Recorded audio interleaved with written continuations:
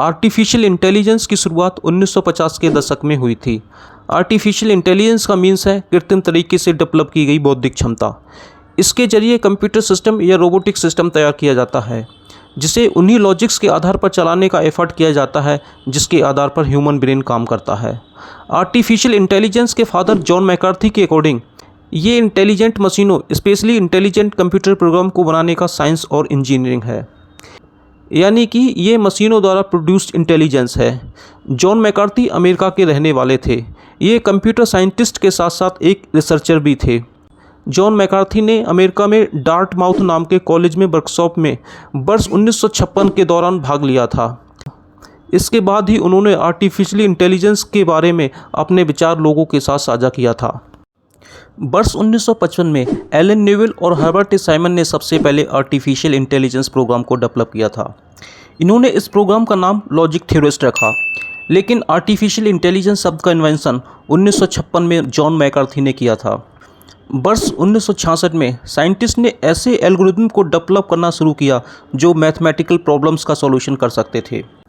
इसी वर्ष में जोसेफ बेंचनबॉम के द्वारा पहले चैटबॉट का इन्वेंशन किया गया जिसका नाम एल्सा रखा गया। वर्ष 1972 में जापान के द्वारा पहला इंटेलिजेंट ह्यूमनॉइड रोबोट बनाया गया जिसका नाम बेबोट 1 था। वर्ष 1980 में आर्टिफिशियल इंटेलिजेंस एक्सपर्ट सिस्टम के साथ आया।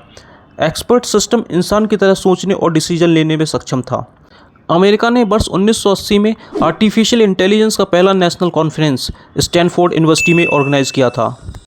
वर्ष 1997 में IBM डीप ब्लू ने वर्ल्ड शतरंज चैंपियन को हराया।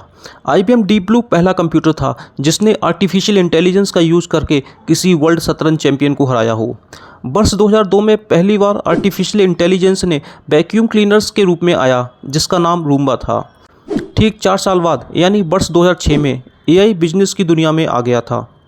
फेसबुक, ट्विटर और नेटफ्लिक्स जैसी बड़ी कंपनियों ने आर्टिफिशियल इंटेलिजेंस का यूज़ करना शुरू कर दिया था। वर्ष 2011 में आर्टिफिशियल इंटेलिजेंस टेक्नोलॉजी काफ़ी एडवांस और मॉडर्न हो चुकी थी क्योंकि इस समय पहेलियों को सुलझाने और टफ प्रॉब्लम का सॉल्यूशन करने में सक्षम हो चुकी थी। इसके अलावा आर्टिफिशियल इंटेलिजेंस मुश्किल सवालों को जल्दी से सॉल्यूशन करने में सक्षम हो चुका था। वर्ष 2012 में गूगल ने गूगल नाम के एक ऐप को डेवलप किया जो यूजर को फोरकास्ट के रूप में जानकारी दे सकता था। वर्ष 2014 में आर्टिफिशियल इंटेलिजेंस टेक्नोलॉजी के माध्यम से चैटबॉट को डेवलप किया गया था जो लोगों की प्रॉब्लम को सुनकर उनका सॉल्यूशन करते थे। वर्ष 2020 में वाइडू ने लिनियर फूल्ड AI एल्गोरिथम को रिलीज़ किया। इस एल्गोरिथम का यूज करके कोरोना की वैक्सीन बनाने के लिए किया गया था। 1987 से 1993 के बीच आर्टिफिशियल इंटेलिजेंस अपने सेकंड विंटर पीरियड में थी। यहाँ पर अच्छे रिजल्ट ना मिलने पर गवर्नमेंट ने आर्टिफिशियल इंटेलिजेंस पर इन्वेस्टमेंट कम कर दिया था जिसके कारण रिसर्चर्स को पैसे की कमी होने लगी। पहली विंटर पीरियड की ड्यूरेशन 1974 से 1980 के बीच में थी।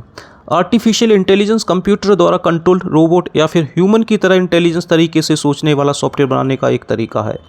यह इसके बारे में स्टडी करता है कि ह्यूमन ब्रेन कैसे सोचता है और प्रॉब्लम को हल करते समय कैसे सीखता है, कैसे निर्णय लेता है और कैसे काम करता है। सरल शब्दों में कहें तो इस पर स्टार वार, मैट्रिक्स, आई रोबोट, टर्मिनेटर, ब्लेड रनर जैसी हॉलीवुड फिल्में बन चुकी हैं जिससे आपको ये पता चल जाएगा आखिर ये आर्टिफिशियल इंटेलिजेंस क्या भला है। आज के समय में आर्टिफिशियल इंटेलिजेंस का यूज़ काफ़ी बढ़ गया है।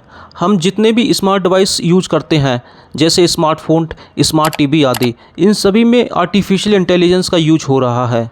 ये कहना गलत नहीं होगा कि आने वाले समय में हम पूरी तरह आर्टिफिशियल इंटेलिजेंस पर निर्भर हो जाएंगे। हम अपने फ़ोन में जो फेस लॉक लगाते हैं और वॉइस कमांड के जरिए कुछ भी इजीली सर्च कर लेते हैं, ये सब आर्टिफिशियल इंटेलिजेंस का ही कमाल है। आर्टिफिशियल इंटेलिजेंस के स्पेशल यूज में expert system, machine vision, speech recognition और नेचुरल लैंग्वेज प्रोसेसिंग शामिल है। आर्टिफिशियल इंटेलिजेंस की स्पेशलिटी है कि तर्क सहित किसी के बारे में बताने और एक स्पेसिफिक गोल अचीव करने के लिए कार्रवाई करने की कैपेसिटी रखता है। मशीन लर्निंग आर्टिफिशियल इंटेलिजेंस का ही एक हिस्सा है जिसमें कंप्यूटर प्रोग्राम बिना किसी इंसान की हेल्प के अपने आप सीख सकते हैं और नए डेटा के अनुकूल हो सकते हैं। और ऑटोमेटिक लर्निंग को सक्षम बनाने का काम बड़ी मात्रा में अनस्ट्रक्चर्ड डेटा जैसे टेक्स्ट, इमेज, वीडियो आदि को ऑब्जर्व कर डीप लर्निंग टेक्निक यूज कर सकते हैं। आर्टिफिशियल इंटेलिजेंस के एग्जाम्पल्स में facial detection and recognition, chatbots, digital assistants, E payments, text editors, maps और नेविगेशन हैं।